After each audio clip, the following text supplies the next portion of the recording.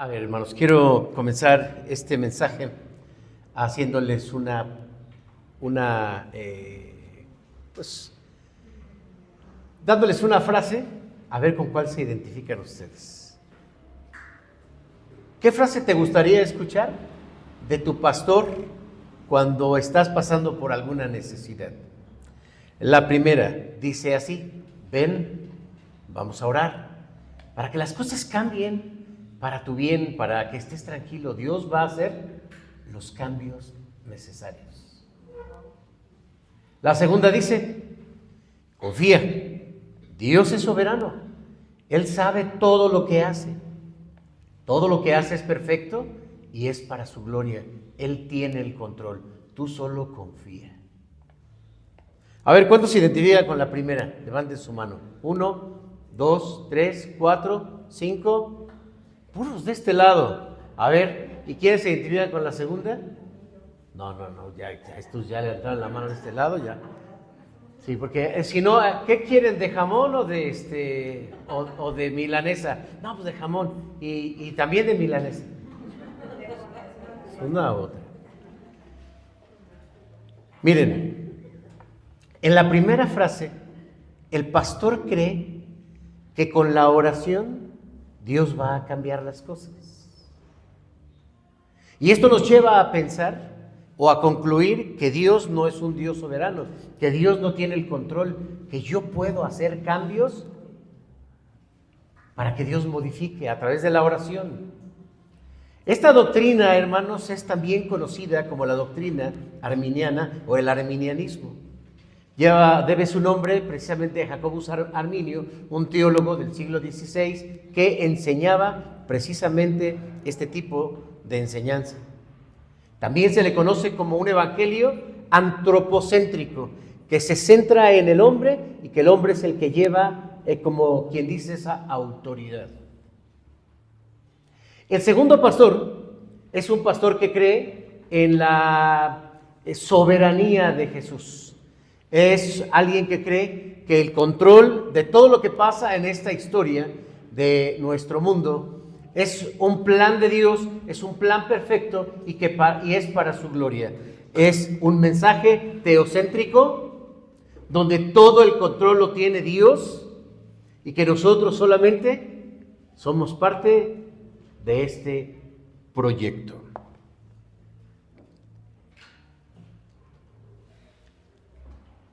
Muchos pastores han enseñado el arminianismo a lo largo de la historia. Por varios siglos se ha enseñado el arminianismo.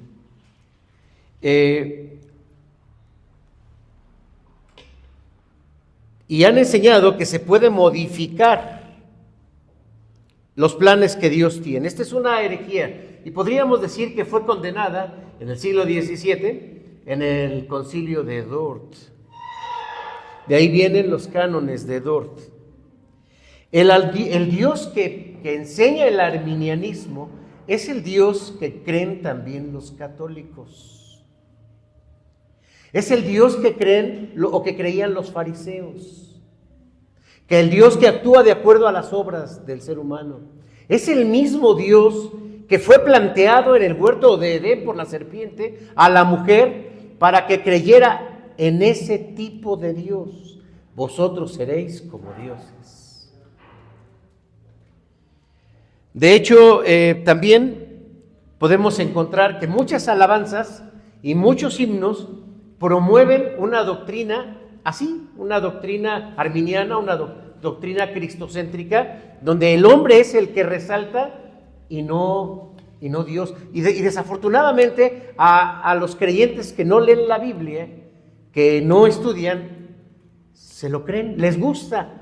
Porque, hermanos, es atractivo este tipo de cristianismo donde uno puede llegar y hacer algo o hacer incluso una negociación con Dios. Si tú me sanas, si tú me das, si tú me resuelves, si tú esto, si tú lo otro, yo voy a dar, yo voy a hacer, yo voy a actuar, yo voy a cambiar, yo. Y entonces que Dios dice, bueno, así sí.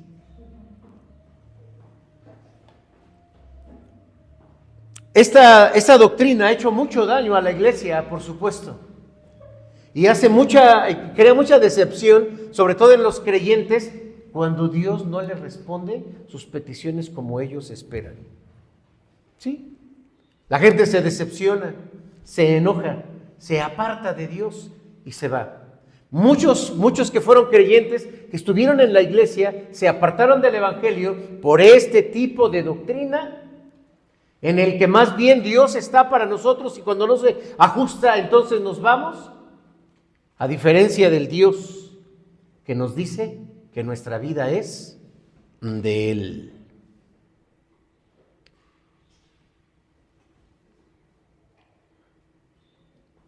Tenemos frente a nosotros, la siguiente por favor, tenemos frente a nosotros, queridos hermanos, un pasaje, un episodio en la vida del ministerio de Jesús, y les pido por favor que mantengan sus Biblias abiertas en Lucas capítulo 7, versículos del 1 al 11. Y este es un pasaje que, subrayo, aparentemente el centurión es la figura central de este episodio. Aparentemente, este centurión pues sorprendió a Jesús, maravilló a Jesús por su gran fe. Aparentemente, este hombre era pues sí, alguien que amaba a su siervo y que estaba buscando a Jesús, y que incluso este centurión, aparentemente, Jesús lo tomó como, ¿ya vieron? Sean como él. Debería haber más gente como él que tenga este tipo de fe. Es decir, que Jesús puso al centurión como ejemplo para sus discípulos y como ejemplo para nosotros. Pero esto no es verdad. Interpretarlo de esta manera teológicamente es incorrecto. Sí, es cierto que había un centurión que amaba mucho a su siervo. Es cierto que había un centurión que amaba al pueblo, que lo amaba, así dice la Escritura, y que incluso financió con sus recursos la construcción de una sinagoga para que allí pudiesen los judíos adorar a Dios. Sí, es cierto que había un hombre, que fue este centurión, que tenía una gran claridad del mando de Jesús, de su poder y de su autoridad. Pero lo que no es cierto, hermanos, es que este hombre se haya convertido en una figura que opacó la imagen de Jesús y que se convierte en un ejemplo para los demás. No hay ejemplos en la Biblia humanos. Jesús mismo dijo, aprendan de mí. No dijo, aprendan de mí y del centurión. Aprendan de mí y de Pedro. Aprendan de mí y de Pablo. Aprendan de mí. Nuestro ejemplo ha sido, es y será siempre Jesucristo. ¿Están de acuerdo? Pero esta experiencia de Jesús con el centurión también permite entonces resaltar el amor de Jesús. Resalta la misericordia de Jesús. Resalta la compasión de Jesús, resalta la disposición de Jesús, el poder de Jesús, pero lo que más resalta es su soberanía. Es la autoridad que Él tiene sobre todo y sobre todos, sobre la enfermedad, sobre la muerte. ¿Y por qué Él actúa? Por encima de todo y por encima de todos. Hermanos, la soberanía de Jesús es el tema de este mensaje. La siguiente, por favor. Pero en términos muy generales, cuando hablamos de la soberanía de Jesús, queremos decir esto. Entendemos la soberanía de Jesús o la soberanía de Dios como el poder y el dominio total, así, la autoridad completa que Dios ejerce sobre toda su creación. En primer lugar, Jesús, hermanos, es soberano por encima de los méritos de los hombres. Lo repito, Jesús es soberano por encima de los méritos del hombre. Nuestro pasaje bíblico nos dice que había un centurión que tenía una gran necesidad. Su siervo estaba muy enfermo. De acuerdo al contexto, este centurión había llegado a Capernaum porque, bueno, ni él no era judío, pero tampoco necesariamente era romano. Pero en el ejército romano se disponía a los soldados, ya sea centuriones como este, y centurión significa que está al cargo de 100 soldados. No vayan a pensar que se llamaba don centurión. No, significa en la organización militar que él estaba al frente de 100 soldados. Pero también los historiadores nos dicen que no estaba allí porque había una campaña militar o un puesto militar. De hecho, esto está sucediendo alrededor del año 31 después de Cristo, históricamente, pues en el 34, pero no existían en ese momento la presencia de soldados en Capernaum, sino hasta después del año 44 después de Cristo. ¿Qué hacía él entonces allí? Se cree que él estaba para mantener el orden y se cree también que estaba para ver al tanto los impuestos que se tenían que llevar a Roma. Él cuidaba del orden. Pero también nos dice la Escritura que este hombre tenía un buen testimonio. Ajá. ¿Quieres poner la siguiente, por favor? Él tenía méritos. Él tenía méritos. Porque dice la Escritura que él amaba a su siervo.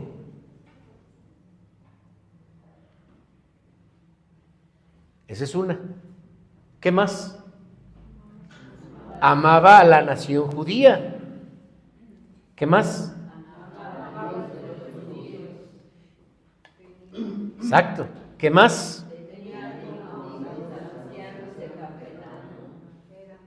Era humilde, era efectivo como centurión, era hombre de gran fe. Vaya que tenía méritos. Pero estos lo van describiendo los ancianos amigos de él. Tenía un enfermo que era su siervo. Miren, había, hermanos, en aquel entonces una clasificación de siervos. ¿Ustedes conocen alguna clasificación de los siervos que había? Bueno, en una parte dice que el siervo más bajo. era el que lavaba los pies cuando llegaba. Ok, ajá. Voy a darles esta clasificación. El primero, así como el más bajo, era los que eran tomados de la guerra. Son esclavos de guerra.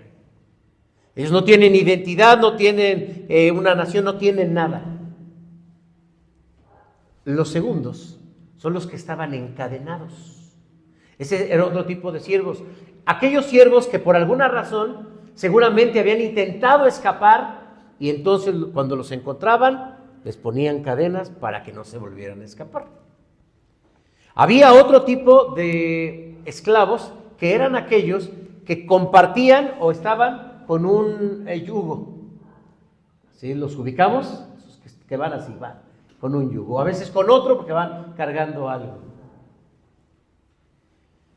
Pero había otro siervo, que es el que más encontramos en la Escritura, que tiene la palabra dulos. La palabra dulos nos habla de un siervo que ha creado una relación hacia su amo, ha creado una identidad con su amo, que no quiere estar sin su amo, que no quiere vivir sin su amo, que incluso si su amo le dice, bueno, ya es tiempo, te voy a dar tu libertad. No, yo me quedo contigo. Si te quedas contigo, entonces, bueno, vamos a hacer algunos trámites porque tú te quedas por tu voluntad. Este era el dulos, que es la palabra más conocida de siervo. de este hombre. Pero además, vean lo que dice aquí, hermanos, algo que sorprende desde que lo leemos. Porque dice la Biblia que este hombre que tenía a este siervo, que era el dulos, lo tenía enfermo, muy enfermo, dice Mateo que estaba postrado en la cama, sin poder, paralítico, estaba muy malo. Y de acuerdo a este versículo de Lucas, él se estaba prácticamente muriendo. ¿Cuál era el vínculo que había? Hermanos, era el amor ágape. Y esto nos sorprende porque, aunque hay diferentes conceptos para hablar de los vínculos entre las personas, hablar de vínculo entre personas, para desearse el bien, para quererse tanto, podría ser filos. Filos es el amor de amigos. O el de la pareja, que es el amor eros. Pero el amor ágape, Jesús venía a enseñar el amor ágape y ya lo practicaba. La palabra ágape no la inventó Jesús, ni la inventa el cristianismo. Ya existe en la tendencia del lenguaje romano y de la cultura romana, pero hablaba de esa caridad de los dioses que nada tenían que ver con el hombre. Pero aquí está un hombre que ama con amor ágape. Quiere decir que era sincero, quiere decir que era honesto, quiere decir que era buena onda. La forma en que amamos, la forma en que hacemos las cosas, habla mucho de cómo somos nosotros. Porque, pues hay un dicho que dice candil de la calle. Resulta que este hombre era candil de la calle y candil de su casa. Sí, porque era congruente. Lo que él decía, pues también lo expresaba, lo vivía.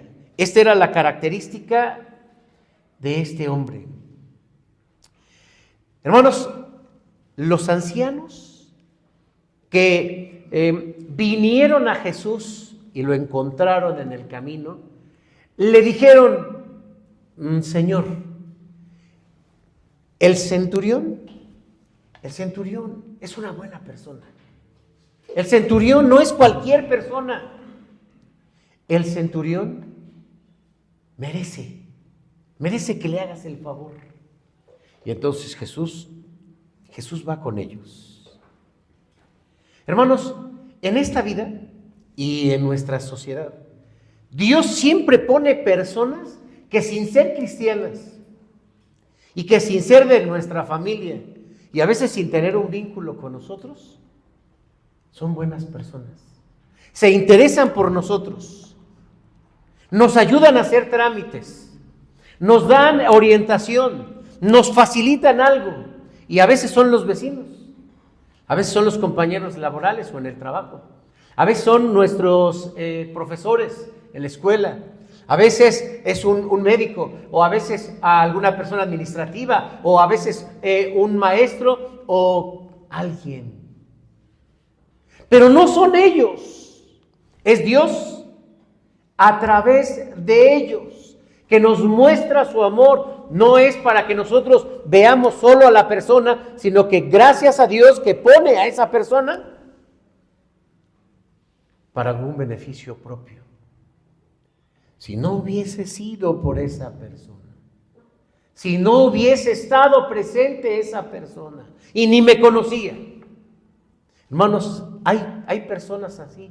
Sí. ¿Son buenas? Sí. Que a veces llegamos a expresar, bueno, a veces allá afuera nos encontramos personas más honestas, más íntegras, y no son cristianas. Pero no podemos mirar las acciones de los hombres como lo estaban haciendo los ancianos. ¿Saben por qué, hermanos? Porque simplemente no funciona así.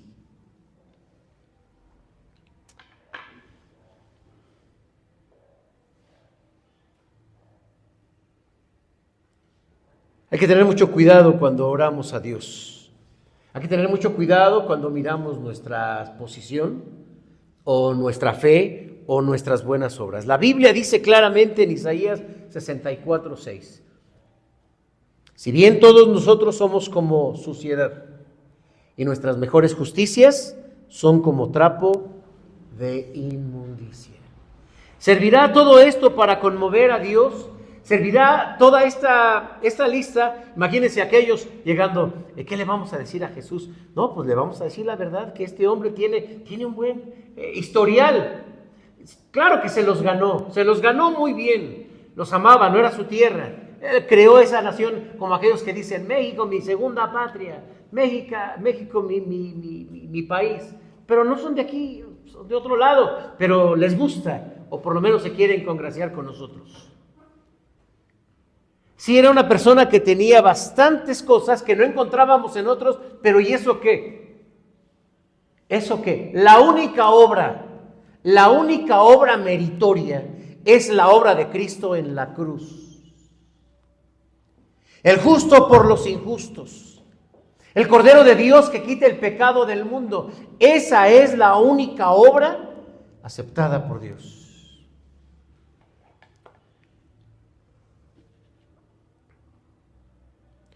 Jesús acompañó a los ancianos, sí, pero porque esa era su misión, porque tuvo compasión, porque tuvo misericordia, porque tuvo disposición. Amados hermanos, categóricamente la Biblia enseña que las obras no pueden justificarnos. Por amor a los justos, dijo el Señor cuando Abraham quiso interceder por Sodoma y Gomorra, ¿se acuerdan? Ahí va junto a él y quiere interceder por ellos. Señor, pero si hubiese algunos justos, bueno, por los justos no los destruiré. No vais a creer que por ti. O sea, nadie puede llegar y mover esa parte de Dios. Ustedes recordarán al mismo Job, al mismo Pablo y al mismo Moisés que insistieron frente a Dios y Dios les dijo, no. Y vaya quienes eran. Yo cuando veo a Pedro, cómo es sorprendente que su sombra era suficiente para que la gente enferma sanara. Imagínense, su sombra. Y sin embargo Dios le dice, no. ¿Recuerdan ustedes también el caso cuando Juan y Pedro están ahí con Jesús y le dice Jesús a Pedro, Pedro, cuando eras joven, pues tú andabas de aquí para allá, pero va a llegar un día en el que no vas a poder, otro te va a tomar. Y dice Juan ahí claramente que esto dijo en relación a cómo iba a morir Pedro. Y Pedro pues sí la sintió porque dijo, bueno, ok, ¿y él cómo va a morir? Si quiero que él quede vivo cuando yo regrese, ¿a ti qué te interesa? ¿Cómo iba a morir? Así murió. ¿Hubo acaso algún cambio? No. Como Dios tiene los planes, como Dios tiene las cosas, simplemente, queridos hermanos, así sucede. Y nos conviene que cuando nosotros le pedimos a Dios, las cosas sean por la perfección de Dios.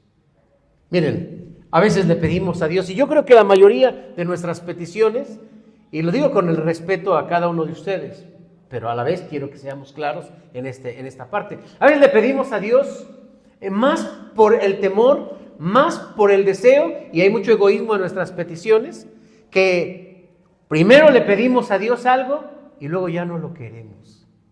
Señor, bendíceme con un trabajo. Ándale, pues ten tu trabajo. No, ya mi trabajo ya no me gusta. No, ya mejor. Señor, dame una novia o dame una pareja, dame una esposa o un esposo. Ándale pues, mira, ahí está Dios, ahí está. No, ya ahora pues es que ya no lo quiero, ya no me quiere, puros problemas. Señor, dame un lugar en la universidad. Ahora ahí está tu lugar en la universidad, con tu matrícula y todas las cosas. Y luego,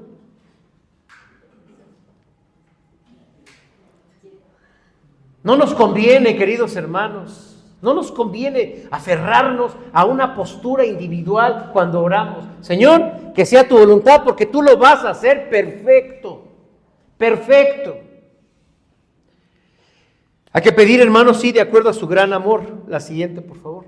Hay que pedir de acuerdo a su misericordia. Hay que pedir de acuerdo a su voluntad, de acuerdo no conforme a nuestros méritos, sino conforme a su gracia. No le digamos a Dios qué hacer o incluso cómo actuar, porque muchos sí lo hacen.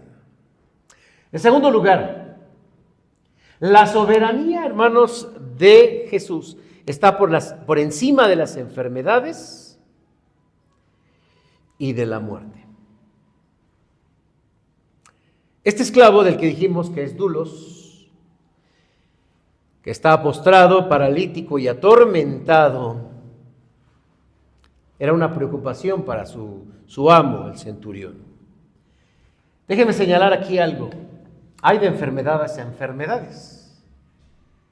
La palabra en griego para enfermedad es nosos, de ahí viene nosocomial, nosocomio, ¿han escuchado eso? Que hace referencia al hospital. Pero resulta que la palabra que menciona aquí es la palabra cacos. ¿Han escuchado la palabra cacos? Viene de caquitos. ¿Se acuerdan de los caquitos? ¿Quiénes eran los caquitos? Era el botija y el chompira. ¿No se llamaban los caquitos? Pero son malos, porque la palabra cacos significa malo. Y es la palabra que se usa para describir esta enfermedad. Estaba enfermo por cacos. Quiere decir que le habían hecho un daño. O algo le pasó, en un conflicto lo lastimaron, alguien le hizo una brujería, algo le pasó a este hombre, pero no era producto de una enfermedad, se estaba yendo muy rápido, muy rápido. Y con todo y el dinero que tenía esto, porque tenía dinero, tenía billetes, imagínense, puso una sinagoga. Buscó ayuda, pero no encontró. Dice la Biblia entonces que escuchó de Jesús. Vamos a leer de los versículos 1 al 6, por favor.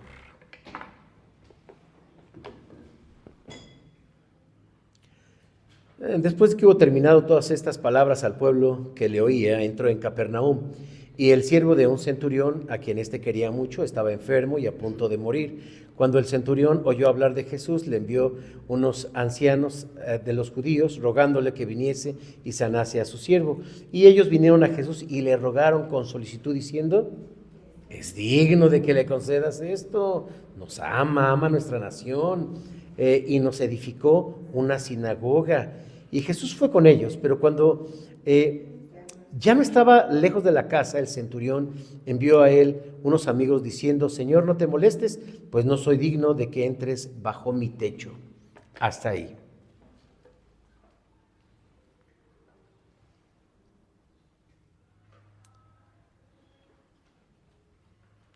Les pido que lean ustedes el versículo 10, por favor.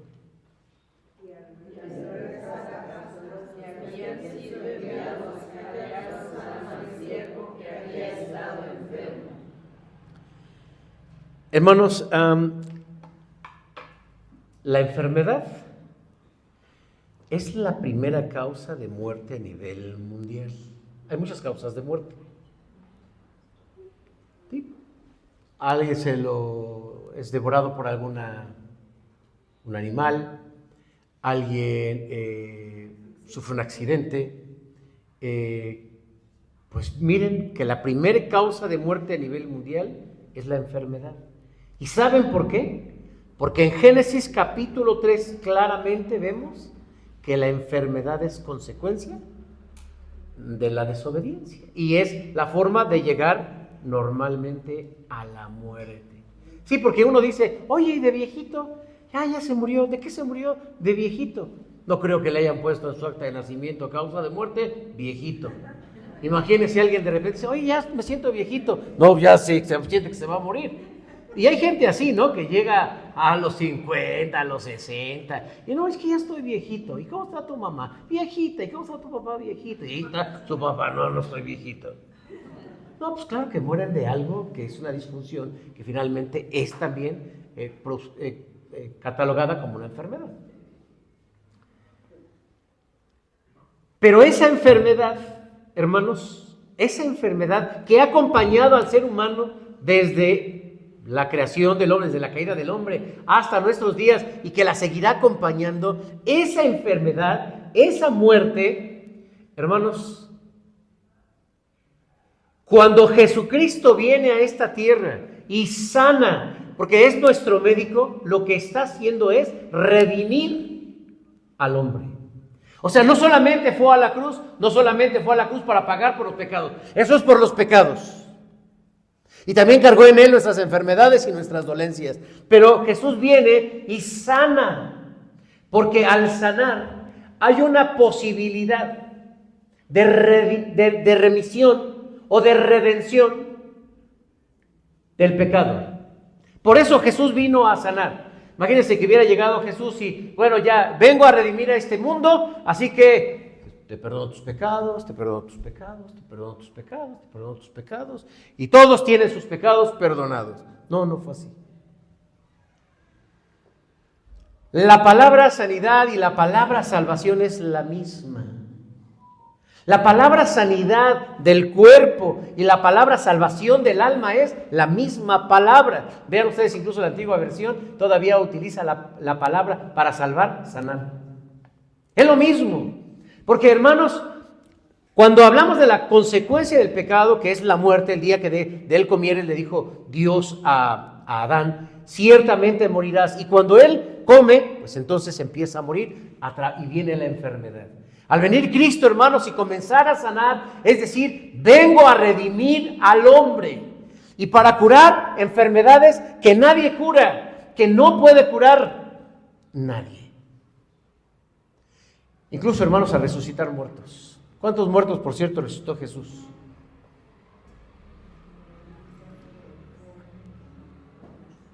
¿Qué? No, ¿cómo?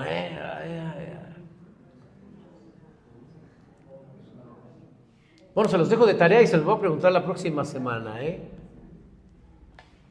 Hermanos, el poder de nuestro Señor sobre el pecado, sobre la enfermedad y sobre la muerte, se hizo presente en su ministerio. Ahora, quiero, hermanos, que entendamos esto.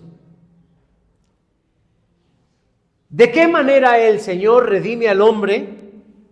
Lo hace de esta manera. Sí, hay enfermedad, sí, hay muerte. Pero cuando viene la enfermedad y cuando viene la muerte, el Señor lo que hace es, te doy un vale. Te doy un vale para la eternidad. En primer lugar, para la resurrección. En segundo lugar, para que estés conmigo. En tercera, porque no vas a volver a enfermar nunca. Nunca vas a enfermar y nunca vas a morir, porque no existirá la muerte. Hermanos, esto sucede en el reino de Dios. Eso es hacia donde nosotros aspiramos. Porque miren, con todo y todo, este hombre, este siervo, que pues Jesús lo sana, pues finalmente se tuvo que morir. La misma, la pequeñita, pues tuvo que morir. Ya les estoy diciendo cuánto sanó. El mismo Lázaro, pues tuvo que volver a morir. Pero lo que a nosotros nos redime, hermanos, es que la soberanía de Dios va más allá de cualquier salud temporal. Sí, queremos estar bien. Sí, vamos al doctor. No conozco un doctor picudo. Sí, tú vas y pum. ¿Y te vuelves a enfermar? Pues sí, me vuelvo a enfermar. Le oramos a Dios, le pedimos a Dios, le rogamos a Dios, le ayunamos a Dios, le prometemos a Dios y de pronto Dios dice, no. Pero en vez de que tú me veas con enojo, dijera Dios, mira, yo te doy la promesa del Espíritu Santo porque tú vas a estar en un lugar donde nunca habrá muerte y nunca habrá enfermedad. Ahí te voy a llevar. Hasta ahí te voy a cumplir. O sea, no podemos ver como lo más grande la salud terrenal. Nos duele, sí nos duele. La vida sí nos duele. Que se vayan nuestros seres queridos nos duele. Claro que nos duele. Pero hay algo más alto que dice el apóstol Pablo, que si nosotros no tenemos la esperanza de la resurrección, ¿de qué sirve nuestra fe? No serviría nuestra fe. Nuestra fe, hermanos, entonces no se limita solamente a ver que Dios nos resuelva los problemas aquí, sino saber que estamos de paso en esta tierra y que nos va a llevar a un lugar, somos peregrinos, a una ciudadanía de la que es mucho más grande, de la que es eterna y de que en Cristo, hermanos, vamos a tener ese cumplimiento.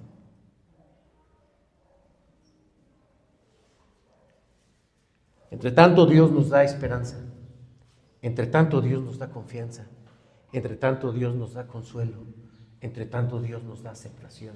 Entre tanto Dios nos da fuerza. Y entre tanto, hermanos, nuestro espíritu se fortalece de saber que no es lo temporal lo valioso, porque es un plan de Dios. Pero para nosotros, y es una verdad absoluta, hermanos, la vida eterna es una bendición, es un regalo. Es lo que Cristo vino a lograr para nosotros en la cruz del Calvario.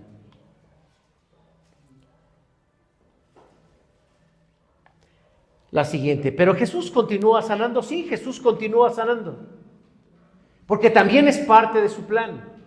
Y quiero ser aquí muy claro, hermanos, yo creo que la mayoría de las veces Jesús sana. Sí, la mayoría de las veces Jesús nos sana, porque hemos enfermado muchas veces, ¿no es cierto? A lo mejor desde chiquitos. Hemos enfermado muchas veces, pero no nos hemos muerto.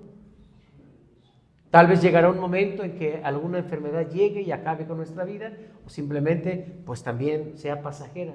La mayoría de las veces, hermanos, el Señor nos sana. Y es una promesa porque además Él está invitando a la gente en Mateo 11, lo dice claramente en el versículo 29. Venid a mí, todos los que estáis trabajados y cargados, y yo os haré descansar. Pedid y se os dará, buscad y hallaréis, llamad y se os abrirá. Porque todo aquel que pide, pues recibe. Y el que llama, se le abrirá. Hermanos, Dios nos motiva a orar por los enfermos, porque tampoco se trata de una calamidad. Ay, no, pues sí, ya si es el plan de Dios, pues hay que Dios que vea, pues ya, entonces yo qué voy a hacer. No, nuestro deber es pedir, nuestro deber es orar, nuestro deber es interceder, pero saber que la gracia de Dios es soberana, soberana. ¿Cómo es que el Señor Jesús sigue obrando sanidad? Pues cuando oramos, número 1. 2, cuando hay imposición de manos. 3, cuando hay confesión de pecados. 4, cuando hay reprensión de demonios. Esta es, hermanos, Dios está redimiendo a su pueblo. Dios nos está redimiendo. Dios no solamente está salvando a las personas, Dios no solamente está llamando a las personas, Dios no solamente está eligiendo a las personas, el Espíritu Santo no solamente está transformando a las personas, también nos está sanando. Es parte de la redención de nuestro Señor Jesucristo. Dice Santiago en su capítulo 5, ¿está alguno entre vosotros? Pues haga oración. Llame a los ancianos, oren por él, pongan sus manos sobre de él, únjales con aceite, confiesen sus pecados. Y la oración del justo puede mucho. ¿Quién es la oración del justo? Porque uno dice, no, yo quiero, hermanos, que ore por mí el hermano Temis, porque el hermano Temis se ve buena persona. No, hermana, pero le tocó que orara por usted, el pastor José Luis. No, hermano José Luis se ve que es bien incrédulo, como que no le salen bien las cosas. No, y hay gente que dice, yo quiero que ore por mí un niño, porque un niño es limpio, que él ore por mí. No, hermanos, la oración del justo es aquel que ha sido justificado. Justificado pues por la fe tenemos paz para con Dios por medio de nuestro Señor Jesucristo, Romanos 5:1. Es aquel que confía en Dios, es aquel que tiene la justicia de Dios, no la justicia propia. No hay justo ni aún uno. Oye, es que yo quiero que ore por mí el hermano, ¿me va a ir mejor? No, no se trata de la persona, se trata de Dios. Y lo mismo es si yo no hubiera llevado a mi familiar con este doctor Matasanos. Si yo no hubiera hecho tal o cual cosa. Y hermanos, esto es algo que enfrento todos los días al tratar los temas de tanatología en el consultorio. Y entonces yo me acerco y le pregunto, ¿y en qué crees? ¿En qué crees? O sea, porque puedes creer que Dios tiene, así como el día en que naces, como el día en que mueres. Sí, pues eso creo. Entonces, ¿no te parece contradictorio echarle la culpa al IMSS o al ISSSTE o a Salubridad o al médico? ¿No te parece? Un vecino, no de esta calle, un vecino de esta colonia, el doctor le dijo, recién jubilado, va al doctor y él feliz, pues estaba jubilado. Y le dice el doctor, oye, pues ya que te jubilaste y te dieron tu dinerito, ¿por qué no te haces la cirugía? Mira, pues es rápida, en la mañana te la hacemos y en la tarde te vas a tu casa. Bueno, ni le avisó a su mujer, le dio un paro en el... Sí. Le quería dar la noticia. Y ustedes recordarán a nuestro hermano, al pastor Daniel Tafoya.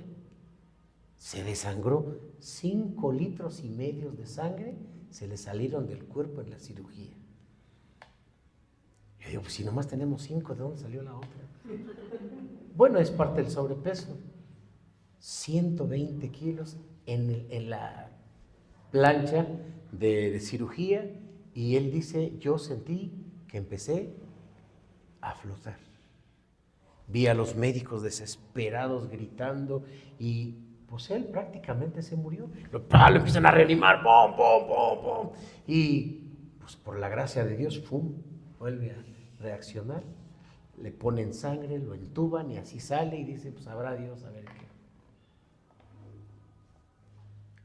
A los 3 días comienza a despertar y dicen, sí, se ve que está bien, vuélvelo a la plancha, porque le dejamos cosas adentro para que pudiera ayudarle eso a salvar su vida. Lo vuelven a abrir y, hermanos, ahí está. Porque ¿de quién es el plan? De Dios. Pues sí, o sea, a un mismo cirujano le pueden aplaudir y qué bueno, qué padre, sí, pero pues se le puede morir a alguien. Y lo pueden amenazar de muerte. Han matado a médicos saliendo de la consulta o de un hospital. Los han matado. ¿Por qué? La gente tiene resentimiento. No alcanza a comprender que todo es un plan de Dios.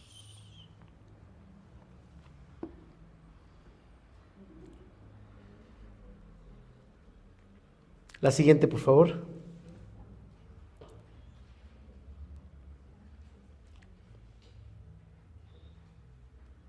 La siguiente, por favor. Y vamos, en tercer lugar, a Jesús le agrada que entendamos su soberanía. Veamos, versículos del 7 al 9, por favor. Dice así, por lo que ni aún me tuve por digno de venir a ti, pero di la palabra y mi siervo será sano. Porque también yo soy hombre puesto bajo autoridad y tengo soldados bajo mis órdenes, y digo a este ve y ve, y al otro ven y viene, y a mi siervo haz y lo hace. Al oír esto, Jesús se maravilló de él y volviéndose dijo a la gente que le seguía, os digo que ni aun en Israel he hallado tanta fe.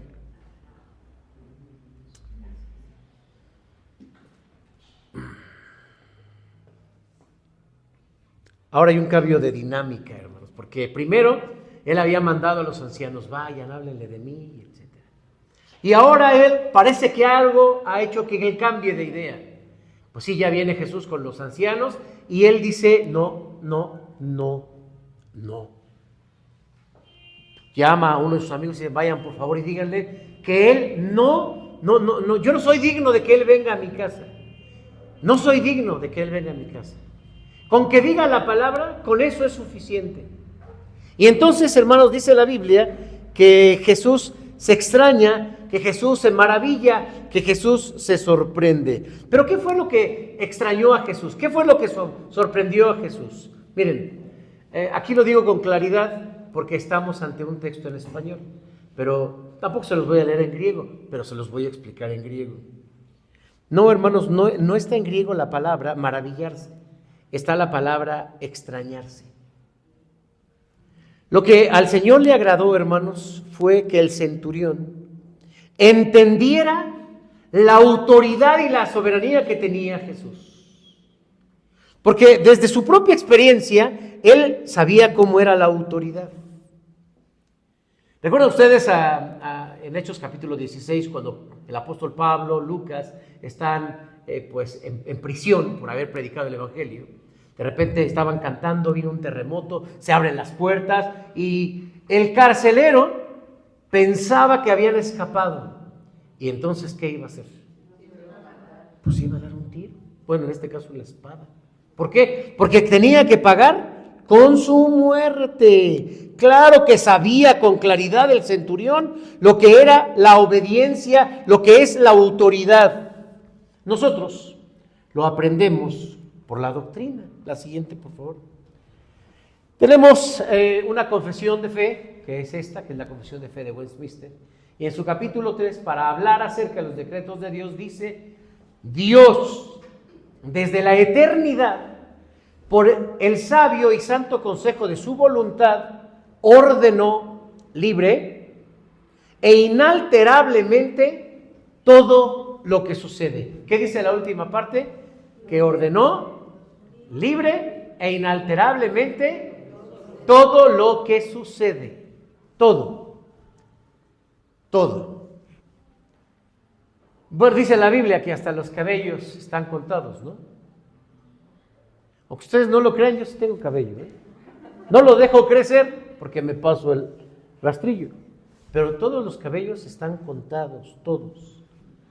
Oye, que vino un terremoto, ¿ya estaría en el plan de Dios?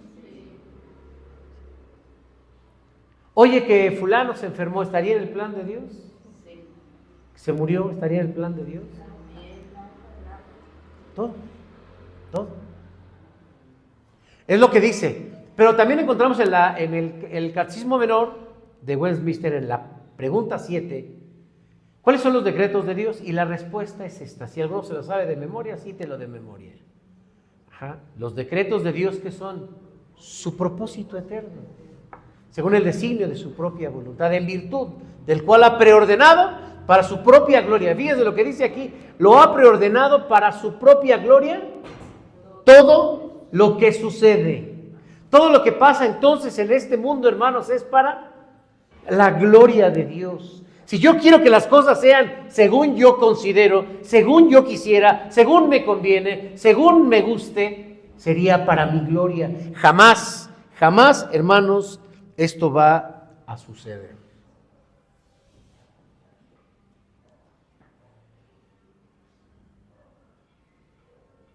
Jesús es soberano. ¿Sí?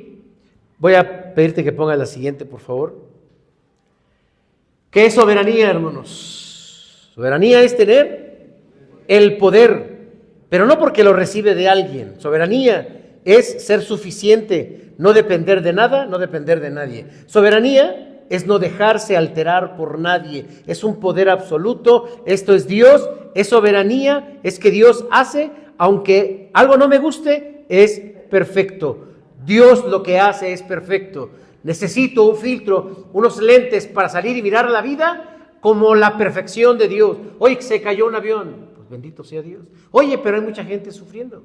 Pues sí, bendito sea Dios. Pero, ¿qué hace el humanismo? El humanismo es, ¿y por qué Dios dejó caer ese avión? Porque en la idea del humanismo no cabe en la soberanía de Dios. Cabe el Dios que dice, bueno, yo estoy aquí para que todo parezca bueno para ti. Según tus conceptos de bondad, así voy a hacer las cosas. No, hermanos. No nos gusta, es cierto, pero esta es la soberanía de Dios. Y también lo vemos en nuestra teología, porque ¿cuál es la doctrina, hermanos, principal o fundamental de la iglesia presbiteriana? ¿Cuál es? La soberanía. La soberanía de Dios. Pelear contra Dios, gritarle a Dios, reclamarle a Dios, no sucede cuando nosotros confiamos en la soberanía de Dios. Además, tenemos un himno lema. ¿Cuál es? Solo a Dios la gloria. Tenemos soberano Señor de los mundos. Ese es el himno, el 60. Soberano Señor de los mundos. ¿Es tu imperio? Un imperio eternal. Tus mandatos profundos que deseamos con gusto acatar. Obedientes a ti sometidos, estaremos por siempre jamás, pues que somos por ti redimidos, y en tus leyes queremos andar. Tu justicia llenarás el orbe, como las aguas han llenado al mar, y nada habrá que tu designio estorbe, porque tú para siempre has de reinar. Gloria a Dios. Para terminar, un artículo de la Iglesia Reformada titulado 7 razones por qué la soberanía de Dios da contentamiento a quienes están en Cristo frente a la adversidad. Lo repito, 7 razones por las que la soberanía de Dios da contentamiento a quienes están en Cristo frente a la adversidad. Número 1, Dios tiene el control de todo, incluyendo las adversidades. Número 2, la soberanía de Dios nos da seguridad de que todo sucede con un propósito y según su plan. Número 3, la soberanía de Dios significa que Él usa nuestras adversidades para nuestro bien mayor y para su gloria. Número 4, podemos confiar en que Dios es soberano sobre nuestras vidas y que obra para nuestro bien. Número 5, la soberanía de Dios nos da fuerza para soportar y superar cualquier adversidad. Número 6, la soberanía de Dios significa que no debemos temer el futuro, pues Él ya está ahí y lo tiene todo bajo control. Número 7, la soberanía de Dios nos recuerda que gracias a Cristo, Él siempre estará con nosotros en la adversidad. Nunca nos abandonará, nunca nos dejará. En el mundo tendréis aflicción. He aquí que yo estoy con vosotros todos los días hasta el fin del mundo. Pase lo que pase, Él está con nosotros. Pongámonos de pie, la última.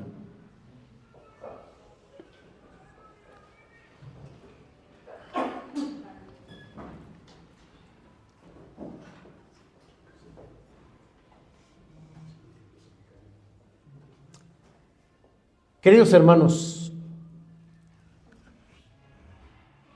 este es el Dios en el que nosotros creemos. Este es el Cristo en el que nosotros creemos. No nos ha abandonado, no nos suelta y no somos ajenos a su interés. Hay una doctrina hermosa, hermanos, que nos da mucha vida, que es la doctrina del pacto. Y hablaremos de ella en algún momento. ¿Somos especiales para Dios? Por supuesto que somos especiales para Dios. Al grado, hermanos, de que Cristo ha ido a la cruz para morir y para darnos una vida eterna y una salud perfecta y también eterna. Vamos a ir a un lugar que, hermanos, es el cielo, es la gloria, es la ciudad celestial, donde no habrá más llanto, ni más tristeza y ni más dolor. Habrá vida eterna y no habrá muerte. Y eso, hermanos, es mucho mayor que cualquier solución inmediata a un dolor o un malestar o la vida misma, que no puede ir tal vez más allá de 100 años en esta tierra. Yo les animo, hermanos, a que confiemos en este Jesús soberano. Yo les animo a que oremos, hermanos, con esta convicción en nuestras oraciones cuando le buscamos a Él. Yo les animo, hermanos, a que sintamos paz en medio de las adversidades. ¿Por qué? Pues como dijo el apóstol Pablo, porque de Él, por Él y para Él son todas las cosas. Al sea la gloria por todos los siglos. Porque si vivimos, para Él vivimos. Y si morimos, sea que vivamos o que muramos,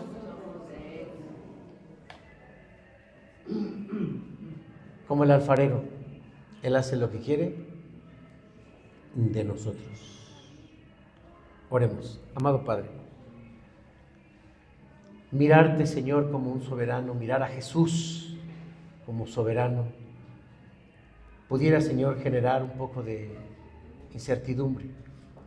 Pero preferimos a este Dios que al Dios de los humanistas, que al Dios con el que se enojan cuando las cosas no salen, con ese Dios que creen que han encontrado la forma de doblegarlo, de convencerlo.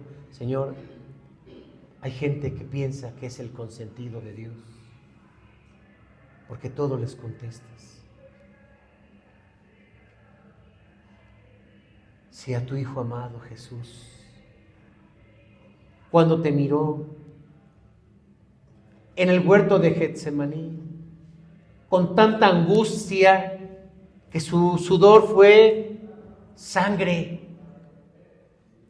si te dijo, Padre, Si fuese posible, movamos este objetivo.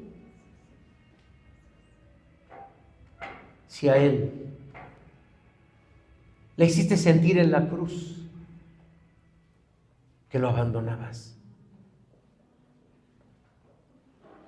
pero por eso lo exaltaste hasta lo sumo y le diste un nombre que es sobre todo nombre, que está sobre reinos y potestades, para que en el nombre de Cristo todo lo que está en el cielo y todo lo que está en la tierra doble su rodilla. A ti la gloria, Señor, a ti la gloria. Danos esperanza, danos fuerza en medio de la adversidad. Señor, danos consuelo, porque los dolores, Señor, de esta tierra, emocionales por las pérdidas, los conflictos, la muerte, la enfermedad de nuestros seres queridos, es muy fuerte, pero Señor, sin ti, pues no tendríamos nada, nada. Gracias porque contigo lo tenemos todo. Amén.